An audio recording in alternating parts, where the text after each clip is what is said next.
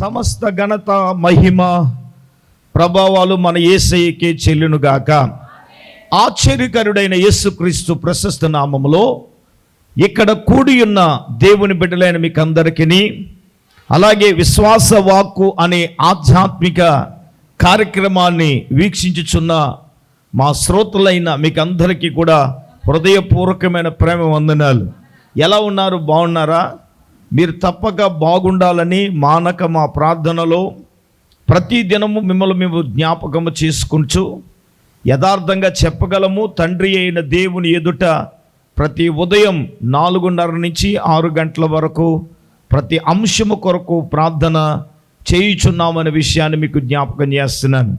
ఈ ప్రార్థనల ద్వారా దేవుడు ఏదైనా మీ జీవితంలో ఒక అద్భుతాన్ని ప్రభువు చేయబోతున్నాడని, ఒక ఆశ్చర్యకార్యం దేవుడు ఏదైనా మీ జీవితాల్లో చేయాలని మేము ఆశపడుతూ ఉన్నాం. తప్పక దేవుడు మీ జీవితాల్లో కార్యం చేస్తాడు. ఇంకా ఏమీ ఆలస్యం చేయకుండా దేవుని వాక్య ధ్యానములోనికి మనం వెళదాం. ఈ 40 దినాల ధ్యాన కూడికలో నుంచి కొరింథీ రాసిన పత్రికలో నుంచి పౌలు గారు మనం మొదటి పత్రికలో నుంచి చాలా విషయాలు మనం నేర్చుకుంటూ ఉన్నాం. ప్రభుల వారు మనతో మాట్లాడుతూ వస్తూ ఉన్నారు. ఈరోజు మనం కొరింథీలు రాసిన మొదటి పత్రిక 11వ అధ్యాయం మొదటి నుంచి కొన్ని వచనాలు చదవమన్నాను. మొదటి వచనం, నేను క్రీస్తును పోలి నడుచుకొనుచున్నాను,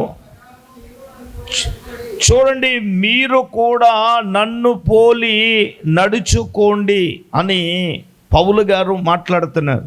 క్రీస్తును పోలి నడుచుకున్నాను, నేను క్రీస్తును పోలి నడుచుకుంటున్నాను, మీరు నన్ను పోలి నడుచుకోండి. అయితే పౌలు హెచ్చరించే ఈ మాటలో ఈ రోజున మనము ధ్యానించవలసిన అంశం ఏమిటంటే క్రీస్తును పోలి నడుచుకోవడం. అసలు క్రీస్తును పోలి నడుచుకోవడం అంటే ఏమిటి? ఎలాగ మనము నడుచుకోవాలి? ఎలా నడుచుకుంటే మనము క్రీస్తును పోలి నడుచుకుంటాం అనేది ఈ రాత్రి ఆత్మీయంగా మనం కొన్ని సంగతులు మనం నేర్చుకోబోతున్నాం. ఆమెన్. అందరూ ఆమెన్ చెప్పండి. ఆమెన్. దైవ జనాంగమా, దేవుని బిడ్డలారా, క్రీస్తును పోలి నడుచుకోవడం మనం ఎలాగ మనం నడుచుకోవాలి? చూడండి, క్రీస్తు వలె, క్రీస్తులాగా ఆయన లాంటి కనికరం, ఆయన లాంటి మనస్సు, ఆయన లాంటి దయ, ఆయన లాంటి దీర్ఘశాంతం మన జీవితంలో మనము కలిగి ఉండి నడుచుకోవటం అనేది చాలా ప్రాముఖ్యమైనది. దేవునికి ఒకసారి గట్టిగా స్తోత్రం చెప్పండి. హల్లెలూయా. మనం క్రీస్తును పోలి మనం ఎందుకు నడుచుకోవాలి అని గనక దైవలేఖనములో మనము పరిశీలన చేసినప్పుడు ఆత్మీయంగా కొన్ని సంగతులు పరిశుద్ధాత్ముడు మనకు నేర్పిస్తూ ఉన్నాడు. చూడండి, పేతురు రాసిన పత్రిక మొదటి పత్రిక 2వ అధ్యాయము దయచేసి 21వ వచనములో పేతురయ్య ఇలాగంటున్నాడు.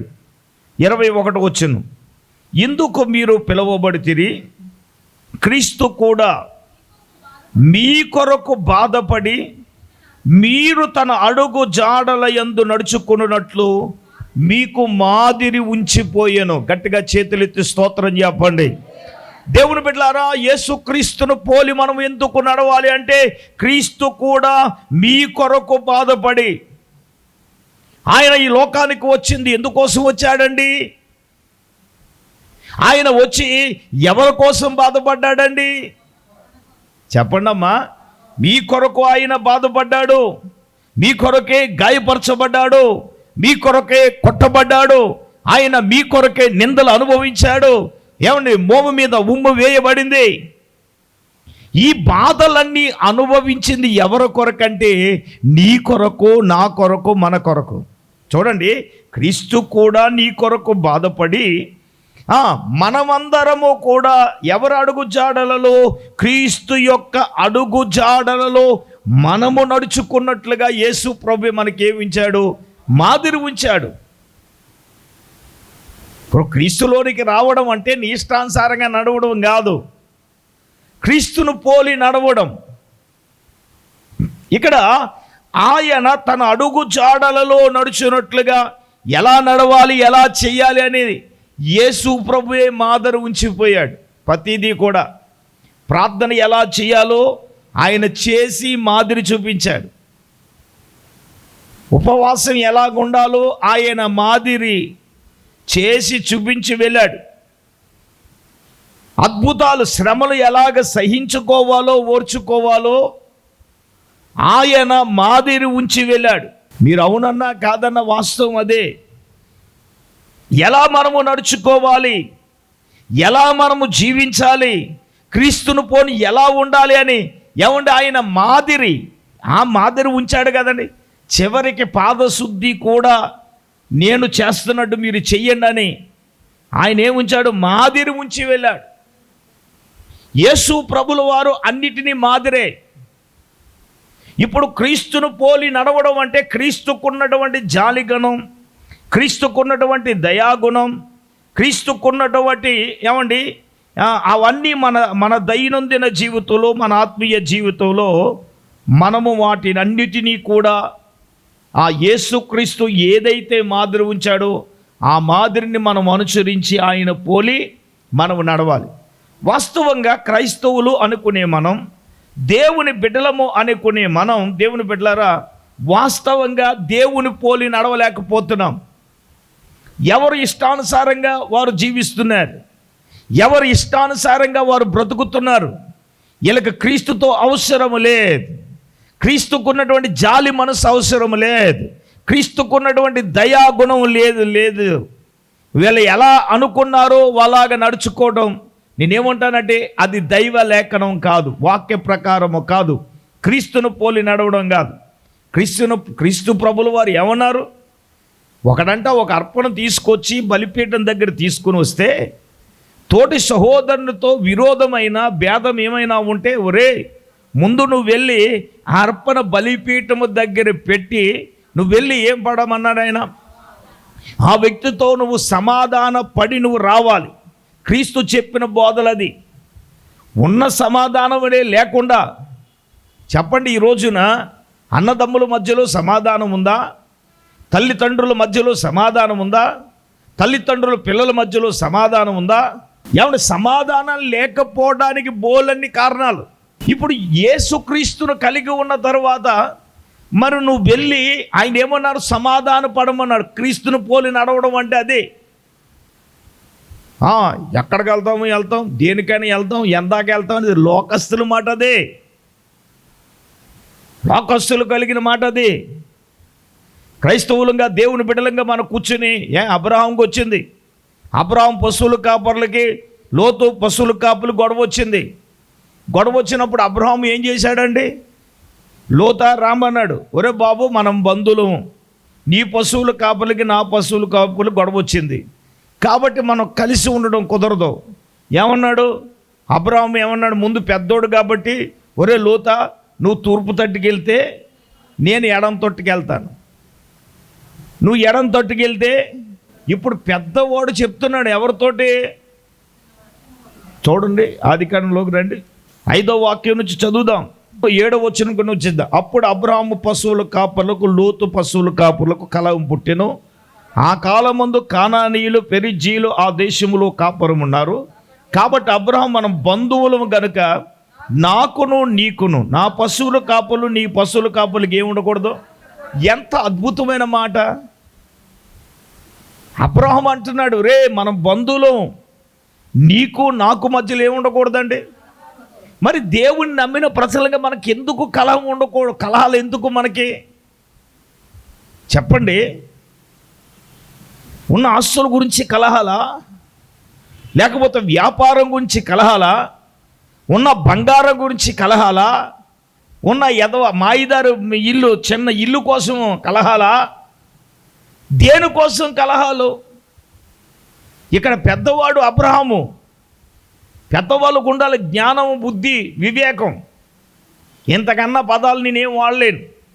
అబ్రహాము పెద్దవాడు కాబట్టి చిన్నవాడైన లోతుతో ఏమంటున్నాడు? మనం బంధువులము, మనలో ఏముండకూడదు? కలహాలు ఉండకూడదు. నీ పశువుల కాపర్లకు ఉండకూడదు, నా పశువులకు ఉండకూడదు అని చెప్తే, ఇప్పుడు దేవుణ్ణి నమ్మిన చెప్పిన బిడలంగా మనం అన్యులు చెప్పిన మాటిని దాని ప్రకారంగా చిన్నోడు ప్రవర్తించకూడదు, పెద్దోడు ప్రవర్తించకూడదు. కూర్చుని మాట్లాడుకున్నాడు, చక్కగా మాట్లాడుతున్నాడు సమాధానంగా. అందుకే అతడు కట్టిన ఆ బలిపీఠానికి సమాధాన బలిపీఠం అని ఎందుకు పెట్టానంటే, లోత చూడండి చక్కగా 9వ వచనములో ఏమన్నాడు, ఈ దేశం అంతా నీ ఎదుటే ఉంది కదా, దయచేసి నన్ను విడిచి నువ్వు వేరుగా ఉండు. నువ్వు ఎడం తట్టుకు వెళ్తే ఎడల నేను కుడి తట్టుకు వెళ్తాను, నువ్వు కుడి తట్టుకు వెళ్ళిన ఎడల నేను ఎడం తట్టుకు వెళ్ళిదులని లోతుతోడు చెప్తున్నాడు. అంటే పెద్దవాడు చిన్నవాడికి ఇవ్వాలి అవకాశం. ఈరోజు ఇలాగంటానని కాదు కానీ సందర్భం వచ్చిందండి కాబట్టి చెప్తున్నాను. పెద్దవాడు ఒట్టరమైన ముక్కలు ఉంచేసుకుని, గండేరా ముక్కలు ఇచ్చేసుకుని, ఎందుకు పనికిరానివి, ఏమీ లేనివి, విచిత్రం ఏంటో చెప్పనా, పెద్దవాళ్ళు అనేవాళ్ళు సమాధానముగా చేస్తే సమస్య ఉండదు. ఇప్పుడు లోతు సమాధానాన్ని వెతుకుతున్నాడు. లోత నువ్వు ఎడం తట్టుకు వెళ్తే నేను కుడి తట్టుకు వెళ్తాను, నువ్వు కుడి తట్టుకు వెళ్తే నేను ఎడం తట్టుకు వెళ్తాను. ఎంత అద్భుతమైన మాట అండి. లోతుగాడు ఎన్నుకున్నాడు సొదొమ గొమొర్రా, దాన్ని మనం ఏం చేయలేము. కానీ ఇక్కడ సమాధానాన్ని వెతికి వెంటాడుతున్నాడు ఎవరో, అబ్రహాము. క్రీస్తును పోలి నడుచుకోవడం అంటే సమాధానాన్ని వెతకడం. టీవీ ముందు కూర్చుని వాక్యం వింటున్నారులారా, మీ ఆస్తి తగాదాల్లో ఈ రోజున సమాధానం కోల్పోయి టీవీ ముందు కూర్చొని ఉంటే ఈ వాక్యము ద్వారా పరిశుద్ధాత్ముడు మీతో మాట్లాడుతూ ఉన్నాడు. పెద్దవాడుగా నువ్వు సమాధానాన్ని వెతికి వెంటాడాలి. క్రీస్తును పోలి నడవడం అంటే నీ ఇష్టానుసారంగా జీవించడం కాదు, నీ ఇష్టానుసారంగా బ్రతకటం కాదు, నీ ఇష్టానుసారంగా మాట్లాడడం కాదు. ప్రభువుల వారు ఏం చెప్పారో ఆ ప్రకారంగా మనం నడవాలి. ఇప్పుడు సమాధానాన్ని వెతికి దానిని ప్రకారంగా మనం నడుచుకోవాలి కదా. ఇప్పుడు దానిని మన కొరకు ఆయన బాధపడి తన అడుగు జాడల్లో నడవాలని మనకు మాదిరి ఉంచారు కదా ఆయన. ఇప్పుడు ఆయన పోలి నడవడం అంటే ఆయన మాదిరి కలిగి మనం జీవించాలి కదా. దయచేసి గమనించాలని ప్రభు పేరట మీ అందరికీ కూడా నేను మనవి చేస్తున్నాను. సమాధానాన్ని వెతికి వెంటాడాలి. ఈరోజు అబ్రహాము అలాగ చేశాడు కాబట్టి ఆయన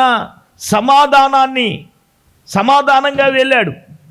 అందుకే అబ్రహామును దేవుడు ఏం చేశాడు, వదిలేశాడో చెప్పండి, మాట్లాడండి, వదలలేదు కదా. దేవుడు ఉన్నతంగా ఆయనను ఆశీర్వదించాడు కదా, ఉన్నతంగా దేవుడు అతనిని దీవించాడు కదా, ఉన్నతంగా దేవుడే అతన్ని ఉన్నతమైన స్థాయిలో నా దేవుడు నా ప్రభువు పెట్టాడు. ఆమేన్. కాబట్టి దైవజనాంగమా దేవుని బిడ్డలారా, ఈరోజు దైవలేఖనమును బట్టి పరిశుద్ధాత్ముడు నీతో నాతో మనందరితో కూడా మాట్లాడే మాట ఏంటో తెలుసా? ఈరోజు నీవు నేను మనం క్రీస్తును పోలి నడవడం అంటే ఇప్పుడు అర్థమైంది కదా, ఆయనను వెంబడించడం, ఆయన చెప్పింది మనం ఏంటి చేయడమే. ఆమేన్. గట్టిగా చెప్పండి ఆమేన్. దయచేసి రెండవదిగా మనం చూసినప్పుడు రోమీయులకు రాసిన పత్రిక 8వ అధ్యాయానికి వచ్చినట్లయితే 5వ వచనము నుంచి చదువుదాం. శరీరానుసారులు 3 నుంచి చదవండి. శరీరమును అనుసరింపక ఆత్మను అనుసరించి నడుచుకొను ధర్మశాస్త్ర సంబంధమైన నీతి విధి నెరవేర్చవలెనని పాప పరిహారార్థము నిమిత్తము దేవుడు తన సొంత కుమారుని పాప శరీరాకారముతో పంపి ఆయన శరీరమందు పాపమునకు శిక్ష విధించెను. శరీరానుసారులు శరీర విషయాల మీద మనసు ఉంతురు, ఆత్మానుసారులు. చూడండి దైవజనాంగమా దేవుని బిడ్డలారా, రెండవదిగా నేను చెప్పేది ఏమిటి అంటే మనము ఆత్మానుసారముగా మనము నడవాలి. ఆమేన్. ఎలా నడవాలి? గట్టిగా చెప్పండి. ఆత్మానుసారంగా నడవాలి. ఏది ఆత్మీయత ఎక్కడ ఉంది? క్రీస్తులో ఎదిగిన వారం అన్న మనము. మొన్న ఈ మధ్యన కావడం, నేను అన్నీ చేసేస్తున్నాను, నేను పరిపూర్ణాలని అన్నది. అప్పుడు నేను అన్నాను, పరిపూర్ణ నేను గాను అన్నాను. దేవునికి స్తోత్రం. హల్లెలూయా. పెద్ద పరుపుండ్రాళ్ళు ఆవిడే. అయ్యి బాబోయ్, మరి ఎంత పరుపుండ్రాలో దేవునికి స్తోత్రం. ఇలాగ అంటున్నానని కాదు, మా సర్వస్వాన్ని దేవునికి పెట్టేసి మాకున్నది బ్యాంకులో వేయలేదు దేవునికి స్తోత్రం. ఇవాళ ఏడ్చుకుంటే మాకు ఎన్ని తెప్పల పాటలు ఎందుకంటే శుభ్రంగా. ఇలాగ అంటున్నానని కాదు, మన గురించి మనం ఆలోచించకూడదు. మనం దేవుని గురించి ఆలోచిస్తే దేవుడు మన గురించి ఆలోచిస్తాడు. ఆమేన్. దేవుని పని మనం చేస్తే మన పని శరీర సంబంధంగా ఈరోజు కూడా స్టిల్ ఉన్నావు మీరు. ఈరోజు కూడా నేను శరీర సంబంధంగా నేను ఆలోచన చేయను. ఉన్నంతట్లోనే నా దేవుని కొరకు ఏం చేయాలా, నా స్వప్రయోజనాల కోసం ఈరోజు నేను చూసుకోను. అది నాకు అవసరం కూడా లేదు. కారణం ఏంటి? మనము శరీర సంబంధులం కాదు, మనం ఎవరు? ఆత్మ సంబంధులము. కాబట్టి ఆత్మానుసారంగానే ఉండాలి. ఇక్కడ 5వ వచనంలో ఏమన్నారు? శరీరానుసారులు శరీర విషయాల మీద మనసు ఉంచుతారు, ఆత్మానుసారులు ఆత్మ విషయాల మీద మనసు ఉంచుతారు. శరీరానుసారమైన మనసు అయితే మరణము, ఆత్మానుసారమైన మనసు అయితే జీవమును సమాధానమునయ్యున్నది. దేవునికి స్తోత్రం చెప్పండి. దేవుని బిడ్డలారా, మనము 3వ వాక్యంలో చూచినట్లు శరీరమును అనుసరింపగా ఆత్మని అనుసరించి మనం ఏం చేయాలి? నడుచుకోవాలి. రెండవదిగా క్రీస్తును పోలి నడవడం అంటే ఇక్కడ శరీరాశలు లోకాశలు ఎన్ని ఉన్నా మనము ఆత్మ సంబంధులుగా మనము జీవించాలి అని అంటే మన మనసు ఆత్మ సంబంధమైన వాటి మీదే ఉండాలి. ఏంటి ఆత్మ సంబంధమైన వాటి మీద? ప్రార్థన మీద ఉండాలి, దేవుని సన్నిధి మీద ఉండాలి, వాక్య ధ్యానము మీద ఉండాలి, దేవునిని ఆరాధించడం మీద ఉండాలి. ఏమండి, దేవునిలో ఎదగటం గురించి మనం ఆధ్యాత్మికంగా ఎలాగ క్రీస్తులో ఎదగాలి, ప్రార్థనలో మనం ఎలాగ ఎదగాలి, మనము ఆత్మ సంబంధమైన వాటి మీదే మనసు ఉండాలి. కానీ ఇప్పుడు గుడికి వెళ్ళామంటే ఇలాగంటున్నానని కాదు, అదవుతుందా? ఇవాళ పలహారాలు వస్తాయంటావా? ఏసు రక్త బీజం. పలహారాలు వచ్చినా రాకపోయినా ఆత్మ సంబంధమైన జీవాహారం ఉంది. హల్లెలూయా. దాని మీద మనసు ఉండాలి. హల్లెలూయా. పలహారాలు వస్తాయి రాకపోతాయి, ఏసు రక్త బీజం. అది దైవిక ఏర్పాటును బట్టి ఉంటుంది. దాని మీద నీ మనసు ఉంటే దేవుడు దాన్ని నీకు దూరం చేస్తాడు, అంటే రాకుండా చేస్తాడు. హల్లెలూయా. జీవాహారం మీద మనసు ఉంటే దానిని దేవుడు అంటే ఆత్మీయ ఆహారాన్ని సమృద్ధిగా ఇస్తాడు, శరీరాహారాన్ని కూడా. మాట్లాడతలేదు మీరు. ఇప్పుడు యేసు ప్రభు దగ్గర వచ్చామంటే 3 దినాలు ఉపవాసం ఉన్నారు. పాపం వాళ్ళు ఇంకేం అడగలేదండి. అంతా అయిపోయిన తర్వాత శిష్యుని పిలిచి అన్నాడు, రే వీళ్ళు మూర్చెల్లిపోయి పడిపోతున్నారు కాబట్టి వీళ్ళకేం పెట్టాలి? ఈ 3 రోజులు ఆత్మీయ ఆహారం తిన్నారు కాబట్టి శారీరక ఆహారాన్ని పెట్టి కూడా వీళ్ళని ఏం చేయాలా? పంపించాలనంటే, అయ్యి బాబా ప్రభా ఈ అరణ్యంలో ఎంతమందికి ఎలాగొస్తాయి? మరి శిష్యులు కూడా చేతులు ఎత్తేసారు. అయితే ఒక బాలుడికి 5 రొట్టెలు 2 చిన్న చేపలు మూట కడితే ఆడు కూడా తింటాం మానేసి ఇంక వాక్య ధ్యానంలోకి వెళ్ళిపోయాడు. ఆ చిన్నోడిని అప్రిషియేట్ చేయాలి. ఇప్పుడు మనోళ్ళు అయితేనా తెచ్చిన కానించి ప్రారంభిస్తారు. దేవుని స్తోత్రం చెప్పండి గట్టిగా. హల్లెలూయా. చేతులు ఎత్తు స్తోత్రం చెప్పండి. ఆడు కూడా వాక్య ధ్యానంలో పడిపోయి అవి కూడా తింటాం మానేసాడు కాబట్టి అయ్యైనా మిగిలినాయి. ఎవరో చెప్పారు, ఓ బాలుడి దగ్గర 5 రొట్టెలు 2 చిన్న చేపలు. వెంటనే అవి పట్టుకొచ్చాను, ప్రభా ఒక బాలుడి దగ్గర 5 రొట్టెలు 2 చిన్న చేపలు ఉన్నాయి అన్నాడు. ఇలా తీసుకురా అన్నాడు. తీసుకురాగా వాళ్ళందరినీ క్రమంగా కూర్చోపెట్టను అన్నాడు.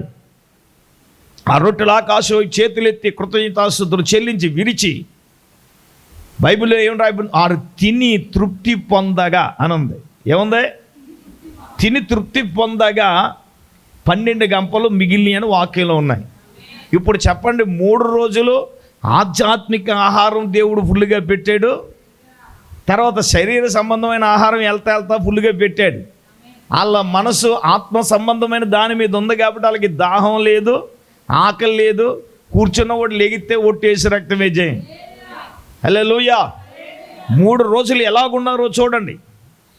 నేనేమంటాను అంటే, నిజంగా నువ్వు ఆత్మానుసారంగా నువ్వు జీవిస్తే, ఆత్మానుసారంగా నీ ఉంటే నీవు విషయాలు ఆత్మ సంబంధమైన వాటి మీదే ఉండాలి. ఈ రోజున దేవుని బిడ్డలారా, మనం ఎంతమంది ఆత్మీయంగా మనం ఆలోచన చేస్తున్నాం? ఆత్మీయ లోతులోనికి వెళ్ళేవాడు, ఆత్మానుసారంగా జీవించేవాడు ఆత్మ సంబంధంగానే మాట్లాడతాడు. ఆమేన్. ఆత్మ సంబంధమైన అవగాహన కలిగి ఉంటాడు. హల్లెలూయా. ఒకవేళ దైవజనుడు హెచ్చరించిన, ఒకవేళ మాట్లాడినా అయ్యో దైవజనుడిలో నుంచి దేవుడు మాట్లాడుతున్నాడు, కాదండి బాబు అని కొంతమంది మీలోంచి రెస్పాన్స్ వస్తుంది. ఆ రెస్పాన్స్ ఎవరో చెప్పండి, ఆత్మ సంబంధంగా ఉన్నవారైతే నిజమేనండి, మా మంచి కోసమే దేవుడు మాతో మాట్లాడుతున్నాడు కాబట్టి మా జీవితాలు మేము సరి చేసుకోవాలి. ఎంతమంది వాక్యం ద్వారా జీవితాలు సరి చేసుకుంటున్నారు? ఎంతమంది వాక్యము ద్వారా జీవితాలు సరి చేసుకుని ఏమండి ఆత్మానుసారంగా నడవడానికి ఎంతమంది ప్రియులరా? హలో వినండి, ఆత్మానుసారంగా నడవాలి అంటే శరీర సంబంధమైన ఆశలు చంపేసుకోవాలి, కోరికలను చంపేసుకోవాలి, లోకాశలను చంపేసుకోవాలి, లోక వాటిల మీద మనసు ఉండకూడదు. ఆత్మ సంబంధమైన వాటి మీద మనసు ఉంటేనే మనము ఆత్మానుసారంగా నడవగలము. ఆమేన్, ఆమేన్. మరి ఈ 40 దినాల కూటాలు ఉంటే ఇంతమందేనా? హల్లెలూయా. అయ్యో దైవజనులు ఆత్మానుసారంగా ఎదగడానికే కదా. పోలే ఈ 40 దినాలు వచ్చి ఆత్మీయంగా దేవుళ్ళు ఎదుగుద్దామని కొంతమందికైనా ఉండేది. మనం అలాగ ఉండకూడదు అనేది పరిశుద్ధాత్మ దేవుడు మీతో నాతో మనందరితో కూడా మాట్లాడుతున్నాడు. ఆమేన్. Praise the Lord. గట్టిగా చెప్పండి అందరూ కూడా. ఆత్మను అనుసరించి మనం ఏమవ్వాలి? నడుచుకోవలసిన వారమై ఉన్నాము. ఆత్మానుసారంగానే మనం నడవాలి, ఆత్మానుసారంగానే మనం జీవించాలి. ఇది చాలా అత్యంత కీలకమైన విషయం. సరే, మూడవదిగా దేవుని బిడ్డలారా చూడండి, తెస్సలోనికి రాసిన మొదటి పత్రిక 5వ అధ్యాయం 15వ వచనం. ఎవడును కీడునకు ప్రతి కీడును ఎవనికైనాను చేయకుండా చూసుకునండి. మీరు ఒకని ఎడల ఒకడును, చూడండి, మనుషులందరి ఎడలను ఎల్లప్పుడూ మేలైన దానిని అనుసరించి నడుచుకోండి. ఆమేన్. మూడవదిగా సంగమా దేవుని బిడ్డలారా, ఎవడికి కీడునకు ప్రతి కీడు చేయకూడదు. ఒకని ఎడల ఒకడును మనుషులందరి ఎడలను ఎల్లప్పుడూ మేలైన దానినే మనము అనుసరించి ఏం చేయాలా? చెప్పాలండి. మేలైన దానిని అనుసరించి మనం ఏం చేయాలా? నడుచుకోవాలి. గట్టిగా దేవుని స్తోత్రం చెప్పండి. Praise the Lord. హల్లెలూయా. ఒకరి ఎడల ఒకరు, దానికి ముందుగా కీడునకు ప్రతి కీడు చేసుకోకూడదు. ఇది చాలా ప్రాముఖ్యమైన. కీడునకు ప్రతి కీడు చేయకూడదు. తిట్టాడని మనం తిట్టకూడదు, కొట్టామని కొట్టకూడదు, దూషించాడని దూషించకూడదు. నింద వేశాడు కాబట్టి మనం నింద అంటే కీడునకు ప్రతి కీడంటే అది. దూషణకు ప్రతి దూషణ చేయకూడదు, కీడునకు ప్రతి కీడు చేయకూడదు. హలో, మరి ఏం చేయాలి బాబు? ఒకని ఎడల ఒకరు, మనుషులందరి ఎడల ఎల్లప్పుడూ మేలైన దానిని అనుసరించి, నీకు ఏది మేలో ఆ మేలైన దానినే మనం చేయాలా? మేలైన దానిని అనుసరించాలి. ఈ లోకంలో ఏది మేలు, వాక్యం ఏమి చెప్తుందో, ఏది మేలని చెప్తుందో దాన్నే మనం చెయ్యాలి. హల్లెలూయా. గట్టిగా చెప్పండి.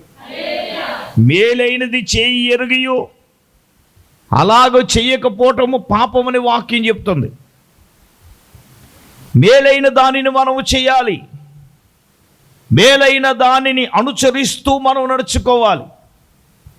ఏమంటే ఎదరవాడు మనకు మేలు చేసినా చేయకపోయినా, వాడు మనకి కీడే తలబెట్టినా మనం ఏం చేయాలి? వాడికి మేలే చేయాలి. ఆమేన్. మనకు కీడి తలబెట్టేవారు లేదా? మనల్ని నాశనం చేయాలనే వారు లేరా? మనం నాశనం అయిపోవాలని కోరుకున్నవారు లేరా? మన మీద శాపనార్థాలు పెట్టేవాడు లేరా? మనల్ని సహించలేని వాడు ఆడి సహించకపోయినా నువ్వు వాడికి మేలే చేయమని చెప్తుంది వాక్యం.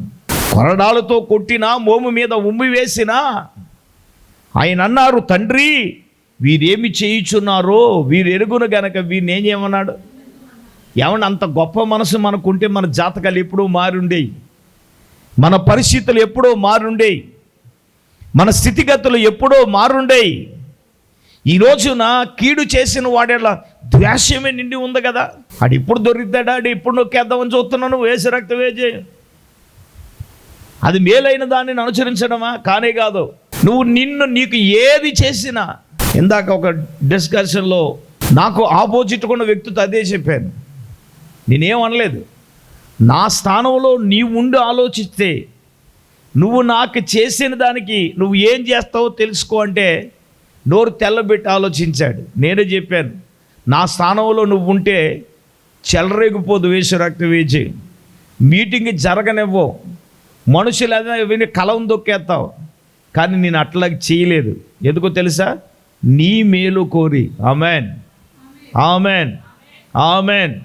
Praise the Lord. హల్లెలూయా. నువ్వు చేసినట్లు నేను చేయటం మొదలు పెడితే నువ్వు ఉండవు. వాక్యం అలా చెప్పట్లేదు. నువ్వు చేసేవని నేను చేయటం, నువ్వు మాట్లాడావన్నాడు మాట్లాడడం, అది కాదు. ఒకరి ఎడల ఒకరు, మనుషులందరి ఎడల నువ్వు మేలైనది అనుసరిస్తూ నడుచుకోమన్నారు. నువ్వు మేలు చేయి. నేను ఎప్పుడు ఒక మాట చెప్తాను, మీకు గుర్తుందో లేదో. నువ్వు ఉపకారం చేయకపోయినా పర్లేదు, కానీ నువ్వు ఎవరికి ఏం చేయకూడదు అంటాను చెప్పండి? అపకారం చేయొద్దని నేను చెప్తాను. ఉపకారం చేయకపోయినా పర్లేదు, ఎవరికి మనం ఏం చేయకూడదు? అపకారము చేయకూడదు. నేను ఎప్పుడు చెప్తా ఉంటాను. ఇప్పుడు క్రీస్తును పోలి నడవడం అంటే, బాబు మేలైన దానిని నువ్వు అనుసరించి, నువ్వు మేలైన దానిని నువ్వు అనుసరిస్తూ దాన్ని ఎలా నువ్వు నడుచుకోవాలి. Amen, amen. ఇప్పుడు ఆయన ఏమన్నాడు? కీడుని విడిచిపెట్టి మేలు చేయమన్నాడు కదా. ఏమండి, ఏం చేయమన్నాడు? మేలు చేయమన్నాడు లేదా? కీడుని విడిచిపెట్టి నువ్వేం చేయాలి? మేలు చేయమన్నాడు కదా. కీడు నాకు ప్రతి కీడు చేయొద్దు. ఒరే బాబు, సాధ్యమైనంత మటుకు మీరు ఏం చేయాలి? మేలే చేయండి. మనం అంటాం మేలు చేస్తే మన బిడ్డలకు కాస్తుందండి బాబు, మాకు మనవలు మనకు కాలుతుంది. అయ్యి బాబు ఎంత కాస్తుందని తెలిసి నువ్వు మరి మేలు చేయాలి కదా.